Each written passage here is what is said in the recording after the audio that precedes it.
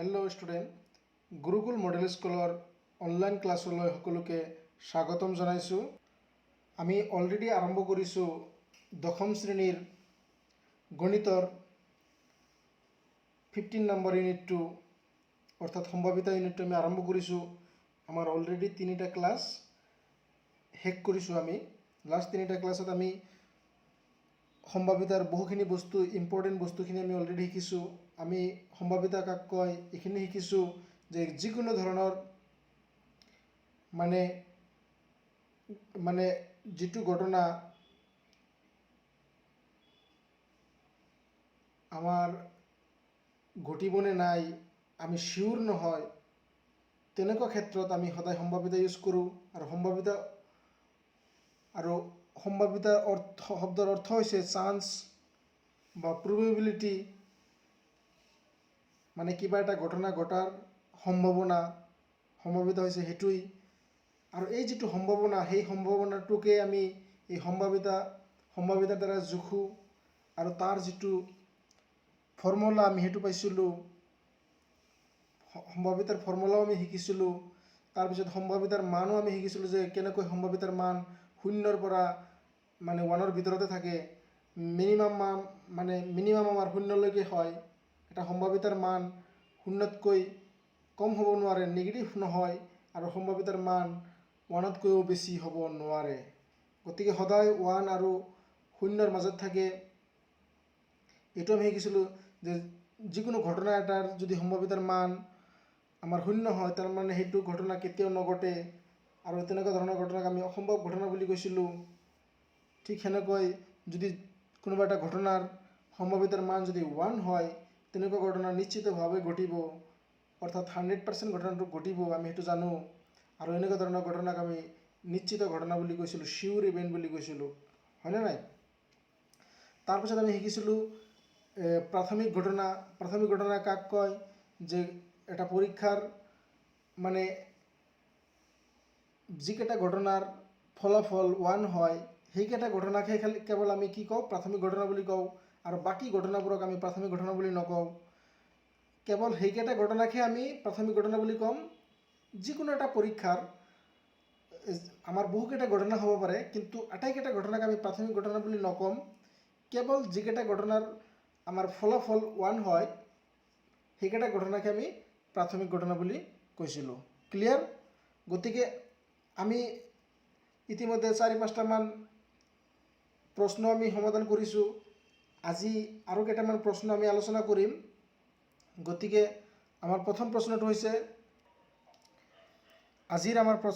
হৈছে, এনেকুৱা ধৰণৰ, যে ধৰোঁ আমি এটা লুডু গুটি মাৰি পঠিয়াওঁ, ঠিক আছে? গতিকে আমাক এটা লুডু গুটি এবাৰ মাৰি পঠিয়াব দিছে, এবাৰ মাৰিছোঁ আমি। তেতিয়া আমাক প্ৰশ্ন সুধিছে, আমাৰ দুটা প্ৰশ্ন সুধিছে। প্ৰথম প্ৰশ্নটোত হৈছে কি? 1 নম্বৰ প্ৰশ্নটোত হৈছে কি? সুধিছে কি? যে 4তকৈ ডাঙৰ এটা সংখ্যা পোৱা ঘটনাৰ সম্ভাৱিতা ওলাব দিছে। আৰু 2 নম্বৰ প্ৰশ্নটোত আমাৰ কি সুধিছে? 4তকৈ সৰু এটা সংখ্যা পোৱা ঘটনাৰ সম্ভাৱিতা ওলাব দিছে। ক্লিয়াৰ? আমি এনেকুৱা ধৰণৰ প্ৰশ্ন অলৰেডি আমি কৰিছোঁ লাষ্ট ক্লাছত, 2 নম্বৰ ক্লাছত আমি অলৰেডি কৰিছোঁ এনেকুৱা ধৰণৰ প্ৰব্লেম কেনেকৈ সমাধান কৰিব লাগে। আৰু স্পেচিয়েলি লুডু গুটিৰ প্ৰব্লেমটো আমি কৰিছোঁ, যে এটা লুডু গুটি যদি আমি এবাৰ মাৰোঁ, তেতিয়াহ'লে তাৰ সম্ভাৱিতা কেনেকৈ আমি ওলাব লাগে, আমি গোটেইখিনি বস্তু অলৰেডি শিকিছিলোঁ, ঠিক আছে? ধৰি ল'লোঁ এইটো এটা লুডু গুটি। ক্লিয়াৰ? আমাৰ লুডু গুটিত টোটেল 6টা ফেচ আছে। প্ৰত্যেকটো ফেচত আমাৰ সংখ্যা লিখা থাকে, এনেকুৱা কিবা নহয় কিবা লিখা আছে, হয়নে নাই? এইটো এটা ফেচ, এইটো এটা ফেচ, এইটো এটা ফেচ, গতিকে টোটেল আমাৰ 6টা ফেচত 6টা সংখ্যা লিখা থাকে। এতিয়া আমাক এটা লুডু গুটি আমাক এবাৰহে মাৰিব দিছে। কেইবাৰ মাৰিব দিছে? এবাৰহে মাৰিব দিছে। এতিয়া চোৱা, আমি এই সম্ভাৱিতা ইউনিটটোত যেতিয়া আমি প্ৰশ্ন এটা উত্তৰটো লিখিম, যদি আমাক সম্ভাৱিতা ওলাব দিয়ে, সদায় মনত ৰাখিব, সম্ভাৱিতা যদি ওলাব দিয়ে, তো সম্ভাৱিতা ওলোৱাৰ আগতে আমি প্ৰথমতে মুঠ ফলাফল আমাৰ যিটো পৰীক্ষা সেই পৰীক্ষাটোৰ মুঠ ফলাফল ওলাব লাগিব। ক্লিয়াৰ? এইখিনি বস্তু সদায় কৰিবা। গতিকে তাৰ কাৰণে আমি জানিব লাগিব আমাৰ পৰীক্ষা কোনটো হয়। গতিকে আমাৰ ইয়াতে কৈছে যে এটা লুডুগুটি এবাৰ মাৰি পঠিওৱা হ'ল, তাৰমানে এইটোৱে এটা পৰীক্ষা হয় যে যিকোনো এটা কাৰ্য সেই কাৰ্যটোৱেই আমাৰ পৰীক্ষা হয়। গতিকে লুডুগুটি মাৰা এই কাৰ্যটোৱে এটা পৰীক্ষা হয়। এই পৰীক্ষাৰ কি কি ফলাফল ওলাব পাৰে? আমি এবাৰ যদি মাৰোঁ এটাইহে ওলাব, কিন্তু এনেই নৰ্মেলি এই লুডুগুটিটো মানে লুডুগুটিত কি কি ওলোৱাৰ চান্স আছে সেইটোক আমি ফলাফল বুলি কৈছোঁ। যে মুঠ ফলাফল আমি কোনটো ক'ম? যে এটা লুডুগুটি আমি মাৰা নাই, ধৰি ল'লোঁ আমি মাৰিম, কিন্তু মাৰাৰ আগতে আমি যদি ভাবোঁ যে কি কি ওলাব পাৰে, কি কি ওলোৱা চান্স আছে, তাৰ পৰা সেইকেইটা ওলাবই আৰু তাৰমানে যিকোনো এটা ওলাবই তাৰ পৰা মানে সেইকেইটা হৈছে কি এই লুডুগুটি এটাৰ পৰা হয় 1 ওলাব, নহ'লে 2 ওলাব, নহ'লে 3 ওলাব, নহ'লে 4 ওলাব, নহ'লে 5 ওলাব, নহ'লে 6 ওলাব। গতিকে এনেকুৱা ধৰণৰ সংখ্যাৰ বাহিৰে আৰু বেলেগ একো নোলায়। ক্লিয়াৰ? গতিকে এটা লুডুগুটি যদি আমি মাৰোঁ, এই লুডুগুটি মাৰাটো এটা পৰীক্ষা, আৰু এই পৰীক্ষাৰ ফলাফল মুঠ ফলাফল কিমানটা হ'ব পাৰে? টোটেল 6টা ফলাফল হ'ব পাৰে। আমাৰ সেই 6টা ফলাফল এইকেইটা 1 2 3 4 5 6। এটা 1 হ'ব পাৰে, 2 হ'ব পাৰে, 3 হ'ব পাৰে, 4 হ'ব পাৰে, 5 হ'ব পাৰে, 6 হ'ব পাৰে। ক্লিয়াৰ? চোৱা, আমি আগতেই কৈছোঁ, আমি লাষ্ট ক্লাছতো কৈছিলোঁ যে সম্ভাৱিতা যেতিয়াই ওলাব দিব, সম্ভাৱিতা ওলাব দিলে আমি প্ৰথমতে মুঠ পৰীক্ষাটোৰ মুঠ ফলাফল ওলাব লাগে। আমি মুঠ ফলাফল ওলাই লৈছোঁ। গতিকে আমাৰ এই প্ৰশ্নটোৰ সমাধানটো কি হ'ব?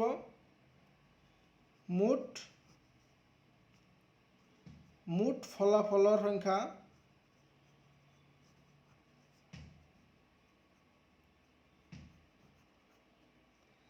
এইটো ক্ষেত্ৰত আমি মুঠ ফলাফলৰ সংখ্যা কিমান পাম?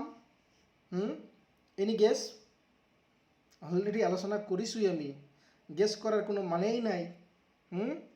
যে এটা লুডুগুটিত আমাৰ কি কি চান্স আছে উঠাৰ কাৰণে, কি কি উঠিব পাৰে? লুডুগুটি যেতিয়া মাৰিম তাৰ পৰা কি কি উঠিব পাৰে? টোটেল 6টা ফেচ আছে, আৰু 6টা ফেচত 6টা নাম্বাৰ লিখা আছে। একচুৱেলি ডট ডট লিখা আছে, কিন্তু আমি সেইবোৰক একোটা নাম্বাৰ বুলি ধৰি ল'ম। এটা ডট মানে 1 বুলি ধৰি ল'ম, দুটা ডট মানে 2 বুলি ধৰি ল'ম, তিনিটা ডট মানে 3 বুলি ধৰি লৈছোঁ। ক্লিয়াৰ? গতিকে টোটেল আমাৰ 6টা 1 2 3 4 5 6 এনেকুৱা 6টা সংখ্যা ওলাব পাৰে। গতিকে আমি প্ৰত্যেকটো সংখ্যাক এক এক ধৰিছোঁ। গতিকে টোটেল আমাৰ 6টা কি হ'ব পাৰে? ফলাফলৰ সংখ্যা আমাৰ কিমান হয়? টোটেল কিমানটা ফলাফল হ'ব? ইয়াতে কাউণ্ট কৰা, 1 2 3 4 5 6টা। গতিকে আমাৰ মুঠ ফলাফলৰ সংখ্যা কিমান হৈছে? 6টা। এতিয়া 1 নম্বৰ প্ৰশ্নত কি কৈছে চোৱা। এতিয়া নেক্সট হৈছে কি? আমি ঘটনা ওলাব লাগে। নেক্সট 1 নম্বৰ আমাৰ এইটোক এটা ঘটনা বুলি ধৰিছোঁ যে 4তকৈ ডাঙৰ এটা সংখ্যা পোৱাৰ ঘটনা। এইটো ঘটনা অলৰেডি দিয়া আছে যে ধৰা হ'ল আমি ই ইকুৱেল টু 4তকৈ ডাঙৰ এটা সংখ্যা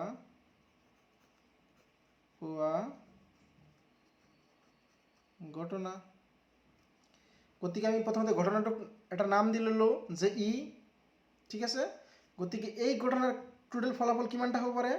যে 4তকৈ ডাঙৰ এটা সংখ্যা পোৱা ঘটনা। 4তকৈ ডাঙৰ কি কি আছে? আমাৰ এটা লুডুগুটিৰ ক্ষেত্ৰত 4তকৈ ডাঙৰ কি কি আছে? 5 ওলাব পাৰে, নহ'লে 6 ওলাব পাৰে। এনেকুৱা কেইটা আছে টোটেল? 4তকৈ ডাঙৰ কেইটা ফলাফল ওলাব পাৰে? আমাৰ 5 ওলালে আমি ক'ম 4তকৈ ডাঙৰ ওলাইছে, 6 ওলালে আমি ক'ম 4তকৈ ডাঙৰ ওলাইছে। গতিকে আমাৰ 4তকৈ ডাঙৰ এটা সংখ্যা পোৱা ঘটনা আমাৰ কেইটা হ'ব পাৰে? ঘটনাৰ ফলাফল কেইটা হ'ব পাৰে? 2টা ফলাফল হ'ব পাৰে। গতিকে সেইটোকে লিখিম, এইখিনিকে আমি নাম দিছিলোঁ ই বুলি। গতিকে ইৰ সপক্ষে মানে বুজি লোৱা যে এই ঘটনাটোৰ ফলাফল। ইৰ সপক্ষে ঘটা ফলাফলৰ সংখ্যা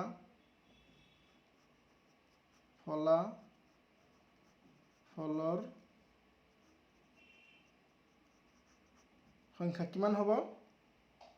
চোৱা ইৰ সপক্ষে গটা ফলাফলৰ সংখ্যা মানে হৈছে কি চাৰিতকৈ ডাঙৰ এটা সংখ্যা পোৱা ঘটনা। এই ঘটনাটোৰ ফলাফল কিমানটা হ'ব পাৰে?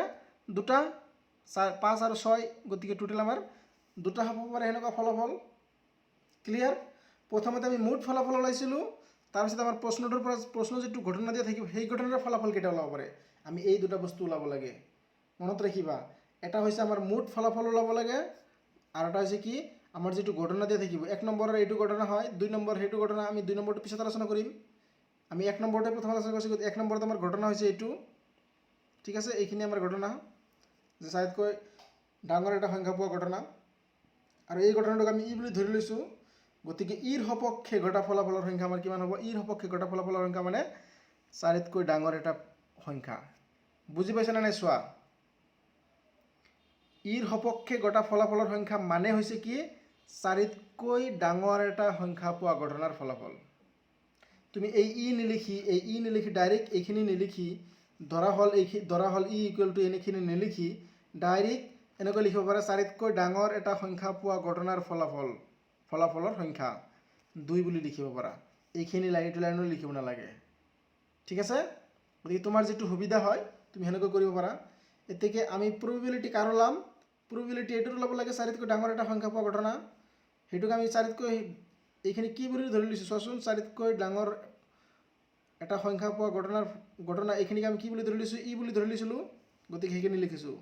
পি অফ ই মানে হৈছে কি এইখিনি চোৱা, এইখিনিৰ অৰ্থ হৈছে চাৰিতকৈ ডাঙৰ এটা সংখ্যা পোৱাৰ ঘটনাৰ এইটোৰ মানে হৈছে সম্ভাৱিতা। গতিকে পি অফ ই মানে হৈছে কি চাৰিতকৈ ডাঙৰ এটা সংখ্যা পোৱা ঘটনাৰ সম্ভাৱিতা। ক্লিয়াৰ? গতিকে পি অফ ই মানে হৈছে সম্ভাৱিতা। পি মানে সম্ভাৱিতা। কাৰ সম্ভাৱিতা? চাৰিতকৈ ডাঙৰ এটা সংখ্যা পোৱা ঘটনাৰ সম্ভাৱিতা। গতিকে সেইটোৰ সম্ভাৱিতা কেনেকৈ ওলাম? তলত হ'ব মুঠ ফলাফলৰ সংখ্যা, মুঠ ফলাফলৰ সংখ্যা। চোৱা, এই প্ৰশ্নটো আৰু কেইটামান এইটোৰেই আৰু কেইটামান প্ৰশ্ন আমি অলৰেডি সমাধান কৰিছোঁ। হয়তো 2 নম্বৰ ক্লাছত যিটো 5 নম্বৰ প্ৰশ্ন আছিল সেই প্ৰশ্নটো তোমালোকে চাই ল'ব পাৰা। ঠিক আছে, আজি আমাৰ 4 নম্বৰ ক্লাছ। তোমালোকে এই প্ৰশ্নটো যদি আৰু ভালদৰে বুজিব লাগে মানে আৰু কেইটামান তোমালোকে 2 নম্বৰ ক্লাছত যাই কিনে চাবা।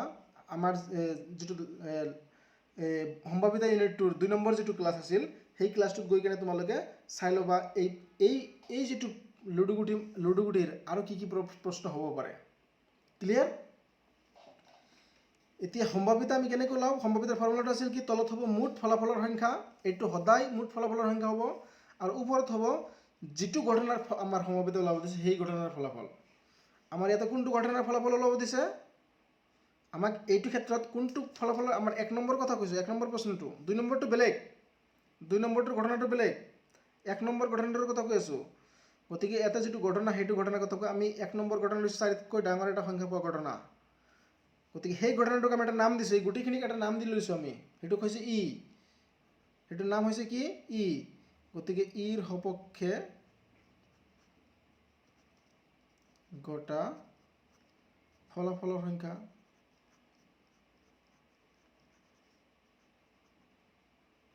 ক্লিয়াৰ? গতিকে ইৰ সপক্ষে ঘটা ফলাফলৰ সংখ্যা আমি কিমান পাইছোঁ? ইৰ সপক্ষে ঘটা ফলাফলৰ সংখ্যা আমি কিমান পাইছোঁ? 2। আৰু মুঠ ফলাফলৰ সংখ্যা আমি পাইছোঁ কিমান? 6। চোৱা, ওপৰত হ'ব 2 আৰু তলত হ'ব কিমান? 6। ওপৰত লিখিছোঁ 2 মানে হৈছে ইৰ সপক্ষে ঘটা ফলাফল। ই মানে চাৰিতকৈ এটা ডাঙৰ সংখ্যা পোৱা ঘটনা তাৰ ফলাফল আছিল কি 5 আৰু 6, গতিকে টোটেল 2টা। সেনেকুৱা ফলাফল আমাৰ 2টা আছে। গতিকে ইৰ সপক্ষে ঘটা ফলাফলৰ সংখ্যা আমি কিমান পাইছোঁ? 2। আৰু মুঠ ফলাফলৰ সংখ্যা পাইছোঁ আমি কিমান? 6। এতিয়া 6 আৰু 2 এইটোক আমি কাটাকাটি কৰিব পাৰোঁ। ওপৰত 2 তলত 6ক যদি আমি ভাঙো এনেকৈ ভাঙিব পাৰিম, 3 পূৰণ 2 মানে 3 2 গুণে 6। ক্লিয়াৰ? গতিকে ওপৰটোক যদি আমি 6ক যদি আমি ভাঙো 3 পূৰণ 2 বুলি লিখিব পাৰোঁ। ক্লিয়াৰ? এতিয়া ওপৰত আছে 2 আৰু এইটো 2 কেঞ্চেল হ'লে আমাৰ থাকিব কিমান? ওপৰত 1 থাকিব। গতিকে 1 বাই কিমান হ'ব এনচাৰ? 3। এইটো হৈছে আমাৰ এনচাৰ। গতিকে আমাৰ 1 নম্বৰ প্ৰশ্নৰ এনসাৰটো হৈছে এইটো। ক্লিয়াৰ? এতিয়া নেক্সট আমাৰ যেটো 2 নম্বৰ প্ৰশ্নত হেতুত আছিল কি 2 নম্বৰ প্ৰশ্নটো আছিল কি 4তকৈ সৰু এটা সংখ্যা পোৱা ঘটনা। আগৰটোত আছিল কি 4তকৈ ডাঙৰ এটা সংখ্যা পোৱা ঘটনা, এটো হৈছে 4তকৈ 4 বা 4তকৈ সৰু এটা সংখ্যা পোৱা ঘটনা। আমাৰ 4 বা 4তকৈ সৰু, আমি 4কো ধৰিব লাগিব এতিয়া। গতিকে 4 বা 4তকৈ সৰু এটা সংখ্যা পোৱা ঘটনা। গতিকে প্ৰথমতে আমি মুঠ ফলাফলটো অলৰেডি ওলাই লৈছো, গতিকে হেতুই আমি ইউজ কৰিম। এটো ক্ষেত্ৰতে 2 নম্বৰটো আমি কি কৰিম 2 নম্বৰটো আমি কি কৰিম আমাৰ 2 নম্বৰ যেটো প্ৰশ্ন এটোতো আমি কি কৰিম আমি মুঠ ফলাফল কি থাকিব আমাৰ ক্লিয়াৰ। আমি লিখিম ধৰা হল f আগত ই অলৰেডি ধৰি লৈছো, গতিকে এটা আমি ই নধৰো, এতে আমি f ধৰিম। ধৰা হল 4 বা আমি এটা ঘটনাটোক লিখিম। ঘটনাটো আমাৰ এতিয়া আছে 4 বা তাতকৈ 4 তাতকৈ সৰু এটা সংখ্যা পোৱা ঘটনা। গতিকে এই ঘটনাটোক আমি এটা নাম দি লৈছো। ঘটনাটো কি হয় 4 বা 4তকৈ সৰু এটা সংখ্যা পোৱা ঘটনা। ক্লিয়াৰ? গতিকে এনেকুৱা সংখ্যা মানে এটুক আমি এই ঘটনাটো এটা ঘটনা হয়, এই ঘটনাটোক আমি এটা নাম দিছো f। কি নাম দিছো f। আমি ঘটনাটোক অলৰেডি ধৰিছো f। ক্লিয়াৰ? এতিয়া আমাৰ মুঠ ফলাফলৰ সংখ্যা অলৰেডি ওলাই লৈছো আমি 6টা মুঠ ফলাফলৰ সংখ্যা। এতিয়া আমাৰ এই ঘটনাটোৰ আমাৰ যেটো প্ৰশ্ন 2 নম্বৰ প্ৰশ্নৰ যেটো ঘটনা এইটোৰ ফলাফল ওলাব লাগে। প্ৰথমতে 4 বা তাতকৈ সৰু এটা সংখ্যা পোৱা ঘটনা, এই ঘটনাটোৰ ফলাফলৰ সংখ্যা হেতুক আমি কি লিখিম ইৰ সপক্ষে f ৰ সপক্ষে গটা ফলাফলৰ সংখ্যা। 4 বা তাতকৈ সৰু এটা সংখ্যা পোৱা ঘটনা এটা ঘটনা হয়, এই ঘটনাৰ ফলাফল আমি ওলাম। তাৰ মানে আগত এইটো ঘটনাৰ ফলাফল ওলাইছিল, আমি হেতু ঘটনাৰ ফলাফল দুটা আছিল। এতিয়া এইটো আমাৰ এই শব্দটোৰ পৰা চাব লাগিব, এই যেটো বাক্য আছে এই বাক্যটোৰ পৰা চাব লাগিব যে আমাৰ এইটোৰ ফলাফল টোটাল কিমান ওলাব পাৰে, আৰু হেতু সদায় মুঠ ফলাফলৰ পৰা চাব লাগিব। যেতিয়া যেতিয়া আমি ঘটনাৰ ফলাফল ওলাম, সেই ঘটনাৰ ফলাফলটো আমি সদায় মুঠ ফলাফলৰ পৰা চাব লাগিব। আমাৰ এটা মুঠ ফলাফল এইখিনিহে হয়, টোটাল 6টা মুঠ ফলাফল হয়। গতিকে এই মুঠ ফলাফলত আমাৰ এই 4 বা তাতকৈ সৰু এটা সংখ্যা পোৱা ঘটনা, এই ঘটনাৰ ফলাফল কেইটা হ'ব পাৰে চোৱাচোন। কৈছে 4 বা তাতকৈ সৰু, গতিকে 4 হ'ব। গতিকে 4 বা তাতকৈ সৰু এটা সংখ্যা, ঠিক আছে 4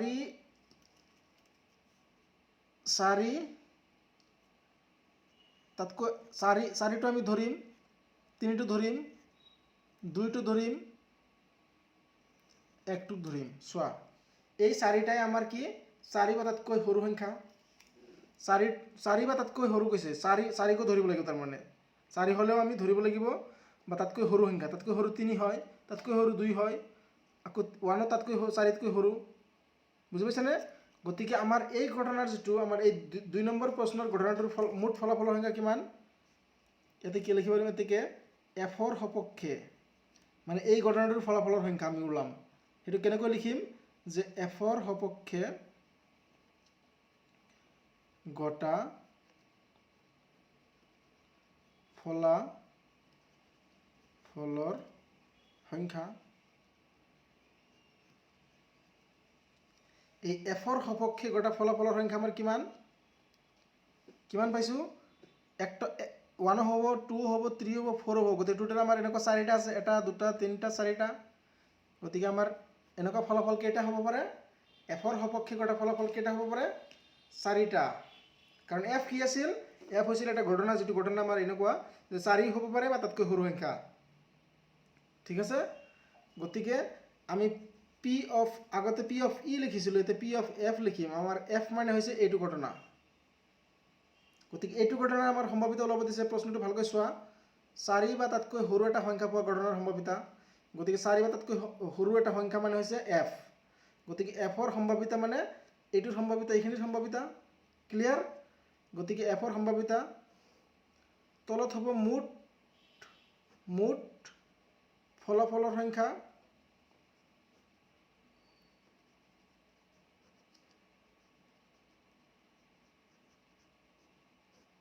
আৰু ওপৰত হ'ব কি তলত হৈছে মুঠ ফলাফলৰ সংখ্যা আৰু ওপৰত হ'ব কি যিটো ঘটনাৰ আমাৰ সম্ভাৱিতা ওলাব দিছে সদায় মনত ৰাখিবা আমাৰ ফৰ্মুলা মুখস্থ কৰাৰ দৰকাৰ নাই খালি এইখিনি জানিব লাগিব তলত আমাৰ মুঠ ফলাফল হ'ব যিটো পৰীক্ষা হ'ব তাৰ মুঠ ফলাফল হ'ব তলত আৰু যিটোৰ সম্ভাৱিতা ওলাব দিব সেইটোৰ ফলাফল হ'ব ওপৰত তলত হ'ব মুঠ ফলাফল আৰু ওপৰত হ'ব যিটোৰ সম্ভাৱিতা ওলাব দিছে আমাৰ ইয়াতে সম্ভাৱিতা ওলাব দিছে এইটোৰ সেইখিনি এইটো ঘটনাৰ সম্ভাৱিতা ওলাব দিছে ঠিক আছে আমাক সম্ভাৱিতা ওলাব দিছে এই ঘটনাটোৰ 4 বা তাতকৈ সৰু এটা সংখ্যা পোৱা ঘটনা এই ঘটনাটোৰ সম্ভাৱিতা ওলাব দিছে গতিকে এইটোৰ আমাৰ ফলাফল আমি কেইটা পাইছোঁ সেইটো আমি লিখিব লাগিব যে সেইটোক আমি কেনেকৈ লিখিম এফৰ সপক্ষে এইখিনিক আমি এফ বুলি নাম দিছোঁ গতিকে এফৰ সপক্ষে ঘটা ফলাফলৰ সংখ্যা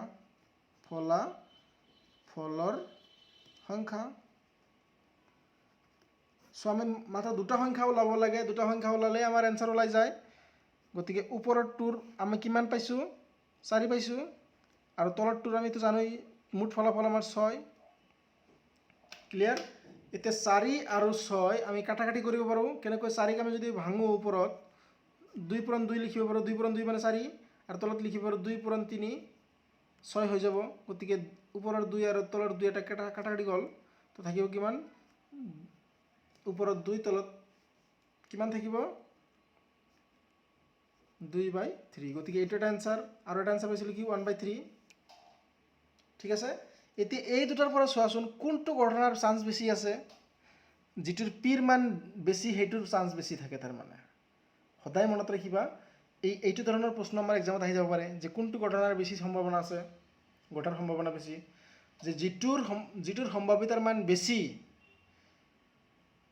তাৰ মানে যেনেকৈ 0 হ'লে তাৰ সেইটোৰ ঘটনা কেতিয়াও নঘটে তাৰ মানে তাৰ চান্স কম হেনেকৈ যিটোৰ মানে সম্ভাৱিতাৰ মান আমাৰ কম হ'ব সেইটো মানে ঘটনাটোৰ চান্স কম হ'ব সেই ঘটনাটো ঘটাৰ কাৰণে চান্স কি হয় কম হয় সম্ভাৱনা কম হয় এটা চোৱা এইটো হৈছে ওপৰত 2/3 আৰু এইটো হৈছে 1/3 তাৰ মানে এইটোৰ মান ডাঙৰ হয় গতিকে এই ঘটনাটোৰ চান্স বেছি আছে তাৰ মানে এই 4 বা তাতকৈ সৰু এটা সংখ্যা পোৱা ঘটনা সেইটো চান্স বেছি আছে ক্লিয়াৰ গতিকে এনেকৈ আমি সমাধান কৰিব লাগিব ঠিক আছে গতিকে আজিৰ আমাৰ প্ৰশ্নটো তোমালোকে যদি ভালকৈ বুজিব পাৰিছা তেতিয়াহ'লে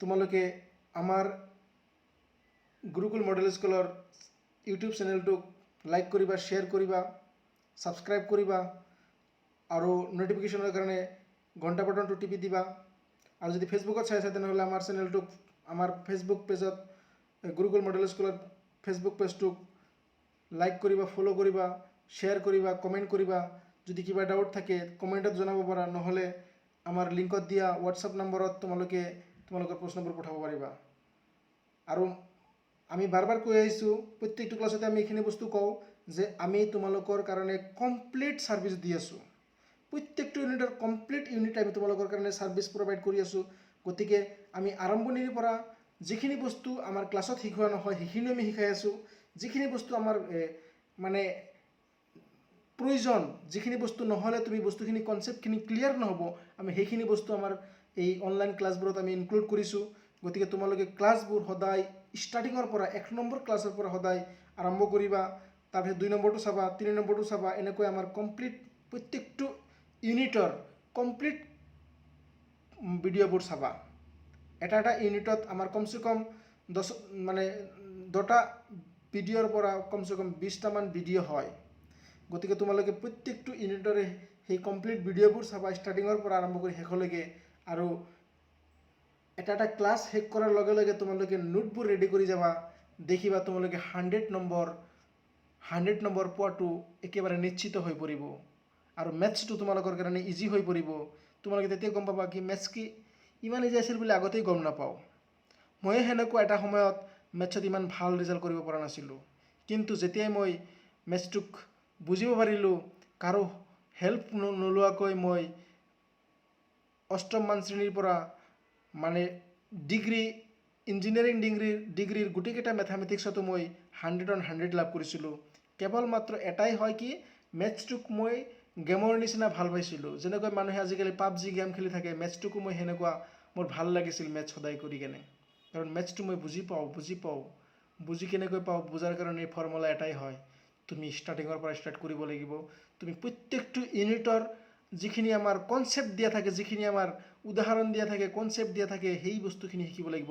তুমি এটা মেথামেটিক্সৰ বুক এটা ওলাই চাবা, মেথামেটিক্সৰ বুকটোৰ প্ৰথমতে যিকেইজন মানুহে মেথামেটিক্স বুকটো আমাৰ লিখিছে, সেইকেইটা মানুহক চাবা কোন ইউনিভাৰ্চিটি, কোন ইনষ্টিটিউটৰ কিমান ডাঙৰ প্ৰফেচাৰ, কিমান ডাঙৰ চাইণ্টিষ্ট হয়। তোমালোকে কল্পনাও কৰিব নোৱাৰিবা সেইবিলাক মানুহ কিমান ডাঙৰ হয়। গতিকে সেইসকল মানুহৰ জীৱনভৰ তপস্যা কৰা যিখিনি সিহঁতৰ মানে তপস্যাৰ যিটো ফল, সেই ফলটো আমাৰ এই মেথামেটিক্সৰ বুকবোৰত লিপিবদ্ধ কৰিছে। আৰু আমি সেই বুকবোৰ ভালদৰে নপঢ়োঁ কাৰণে আমি মেথামেটিক্সটো আমাক টান বুলি লাগে। বহু ষ্টুডেণ্টে মেথামেটিক্সত 100 পায়, কিন্তু দেখিবা মেক্সিমাম ষ্টুডেণ্টে আকৌ 90% ষ্টুডেণ্টে মেথামেটিক্সক আকৌ হাৰ্ড পায়। মানে one of the hard subject হয়। এইটো হয়নে নাই চোৱাচোন ভাবি কেনে। মেথামেটিক্সত 90% ষ্টুডেণ্টে মেথামেটিক্সক এটা টান ছাবজেক্ট বুলি ভাবে, আৰু 10% ষ্টুডেণ্টে মেথামেটিক্সক ইজি ছাবজেক্ট বুলি ভাবে। একমাত্ৰ কাৰণ হয় সেই 10% ষ্টুডেণ্টে ভালদৰে পঢ়াৰ সময়ত মনোযোগ দিয়ে। ডিফাৰেঞ্চ এইটোৱেই। সিহঁতৰ ব্ৰেইন তোমালোকতকৈ বেছি নহয়, বা তোমালোকৰ ব্ৰেইন সিহঁততকৈ কম নহয়। পাৰিলে তোমালোকৰ ব্ৰেইন সিহঁততকৈ বেছি হ'ব, হয়নে নাই? গতিকে তোমালোকে 1 নম্বৰ মনোযোগটো দিবা। 1 ঘণ্টা, আধা ঘণ্টা, 1 ঘণ্টা, 1.5 ঘণ্টা, মেক্সিমাম 1.5 ঘণ্টাৰ ভিডিঅ' আমাৰ প্ৰত্যেকটো ক্লাছত আমি 1.5 ঘণ্টাতকৈ আমি কেতিয়াও ডাঙৰ ভিডিঅ' বনোৱা নাই, ক্লাছ কৰা নাই। গতিকে এনেকুৱা ধৰণৰ ভিডিঅ' সেইখিনি সময় তোমালোকে কণ্ট্ৰল কৰিব ৰাখিব লাগিব নিজকে, মানে মনোযোগ দি ৰাখিব লাগিব। বন্ধুবৰ্গৰ পৰা তুমি আঁতৰি থাকিব লাগিব সেই 1.5 ঘণ্টা সময়। তুমি ফেমিলিৰ পৰা আঁতৰি থাকিব লাগিব সেইখিনি সময়ত।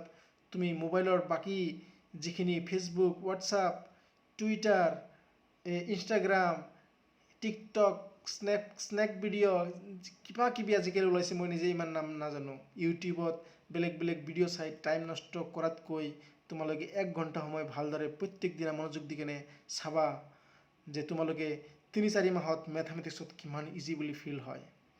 মই বাৰ কৈ আছোঁ, কেৱল আমাৰ এই ভিডিঅ'বোৰ ফ'ল' কৰি যোৱা, আমাৰ এই ভিডিঅ'বোৰ তুমি মেইনটেইন কৰি যোৱা, তোমাৰ এক্সট্ৰা কৰি একো পঢ়াৰ দৰকাৰ নহ'ব। একো পঢ়িব নালাগে, কোনো নোট পঢ়িব নালাগে, কোনো এক্সট্ৰা ক্লাছ কৰিব নালাগে। তুমি মান্থলি 1000, 1500, 2000 কৰি টকা খৰচ কৰিব নালাগে। তুমি চাইকেল মাৰি, তুমি এই মানে বেলেগ ছাবজেক্ট ক্ষতি কৰি যোৱা আহা কৰি ক'ৰবাত টিউশ্যন পঢ়ি তাতে যাই কিনে ৰখি থাকিব লাগে, আকৌ টিউশ্যন পঢ়ি আড্ডা মাৰি সেই যিখিনি টাইম 1 ঘণ্টা টিউশ্যনত যাই কিনে 3 ঘণ্টা লছ হয়। গতিকে সেইখিনি তুমি লছ কৰিব নালাগে। তুমি ঘৰতে বহি এটা সৰু এটা মানে যিটো মোবাইলত আমাৰ ইণ্টাৰনেট চলাব পাৰে, সেনেকুৱা ধৰণৰ এটা ইণ্টাৰনেট থকা এটা মোবাইল ইউজ কৰি কেনে তুমি ঘৰতে ইউটিউবৰ পৰা বা ফেচবুকৰ পৰা আমাৰ এই অনলাইন ক্লাছবোৰ তুমি ফ'ল' কৰি যোৱা, দেখিবা তুমি ভাল ৰিজাল্ট কৰিবা। আৰু মই এইটো গেৰাণ্টি দি ক'ব পাৰোঁ, যিসকল ষ্টুডেণ্টে মনোযোগ দিব সেইসকল ষ্টুডেণ্টে 90তকৈ 90+ পাবই, গেৰাণ্টি। মই ক্লাছ মানে মোৰ ভালকৈ মনত নাই, চাগে 6 লৈকে মই ক্লাছত মেথামেটিক্সক এনেকুৱা এটা টান ছাবজেক্ট বুলি ফিল কৰিছিলোঁ। মানে এবাৰ মই 2 পাইছিলোঁ, কিন্তু সেইটো ছাবজেক্টতে মই এটা সময়ত 100ৰ তলত কোনোদিনে মই কল্পনাও কৰা নাই। মই ইণ্ডিয়াৰ one of the largest engineering university, যিটো ইউনিভাৰ্চিটিৰ আণ্ডাৰতে মানে হায়েষ্ট মেক্সিমাম ইণ্ডিয়াৰ ভিতৰতে ইঞ্জিনিয়াৰিং কলেজ এফিলিয়েটেড হয়, সেইটো ইউনিভাৰ্চিটিৰ মানে পৰা মই এৱাৰ্ড পোৱা এজন মেথামেটিচিয়ান হয়। গতিকে মই এক্সট্ৰা বেলেগ মেথামেটিক্সৰ কাৰণে বেলেগ ৰুল নাই, বেলেগ ৰেগুলেশ্যন নাই। এটাই ৰেগুলেশ্যন হয়, যেতিয়া তুমি পঢ়িবা তেতিয়া তোমাৰ মনোযোগটো তোমাৰ ঠিক থাকিব লাগিব, বাছ সেইটোৱেই। তুমি কলম লৈ আৰু বুকটো লৈ পঢ়িব লাগিব। কলম আৰু কপি মানে য'ত লিখিবা তুমি, সেইটো লাগিবই, মাষ্ট। ঠিক আছে? গতিকে এইখিনি কৈয়ে আজি সকলোকে ধন্যবাদ জনাই তোমালোকৰ পৰা বিদায় লৈছোঁ। নেক্সট ক্লাছত তোমালোকক লগ পাম। সকলোকে ধন্যবাদ জনাইছোঁ আৰু শুভৰাত্ৰি জনাইছোঁ। আজি এই ভিডিঅ'টো ইভিনিঙৰ সময়ত কৰা ভিডিঅ', গতিকে সকলোকে শুভৰাত্ৰি জনাই আজি আমাৰ ক্লাছৰ পৰা বিদায় লৈছোঁ। Thank U.